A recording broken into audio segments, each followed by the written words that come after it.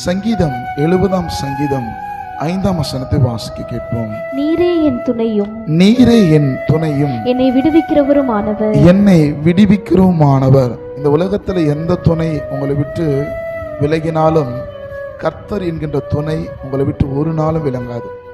அந்த துணை உங்களோடு கூட இருக்குமே என்று சொன்னால், இந்த உலகத்துல எந்த துணை உங்களை பிரிஞ்சாலும் அந்த துணை உங்களை வேதனைப்படுத்தாது.